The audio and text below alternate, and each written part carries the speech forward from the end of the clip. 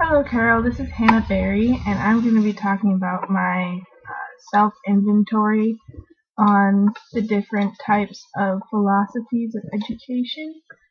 The first one, the ones that were both, I actually had two in my number one spot. It was romanticism and progressivism.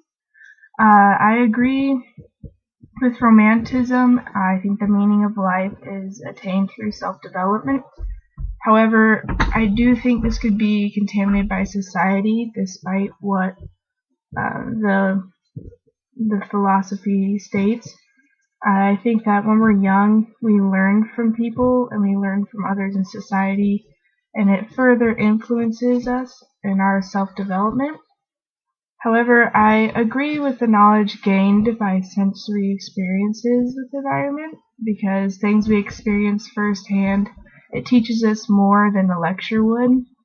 For example, when I wanted to learn more about being an equine vet, I went and did a job shadow at the equine hospital, and I learned so much more there with that experience than I could in any lecture.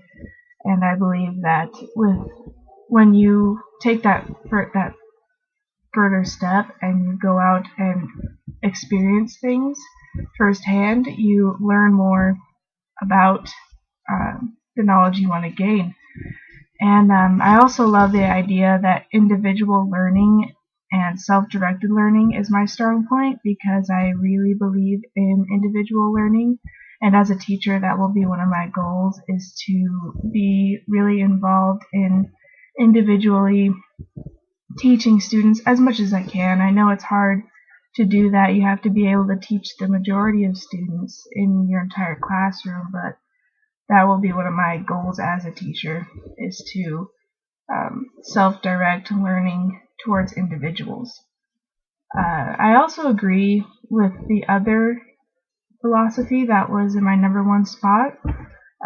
It was progressivism, and progressivism states that nature is ever changing, and so must knowledge be.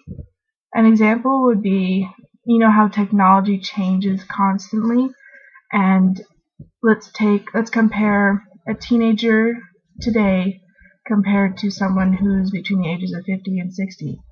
The older people won't know as much about technology or how to use it as, let's say, a teenager would, because they were grown up with this and they know a lot about technology.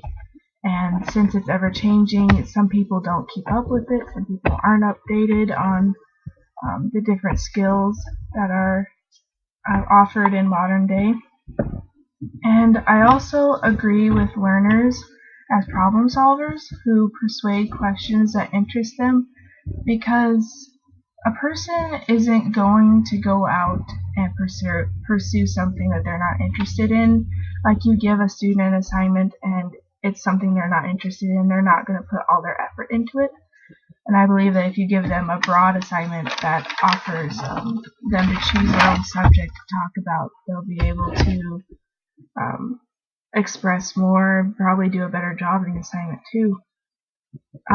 It's also important to know about what interests you, but it's also important to challenge yourself and be open-minded.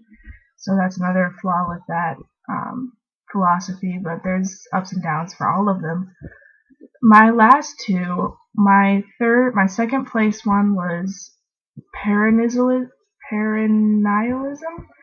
and my last was essentialism. These were pretty close, but I do agree with this, because though these two are close, I'm more of a perennialism than an essentialist, because I believe that human nature is constant. Though each person is unique, each person's nature, they're all individuals, so we're all going to have different natures. But I disagree with essentialism mindset, and that was the one that didn't involve me at all.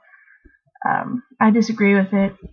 The mindset that the worth of knowledge is measured by how much an individual needs that knowledge, because I believe that knowledge is priceless. So there is my vlog for Chapter 9. I hope you enjoyed, and we'll see you next week.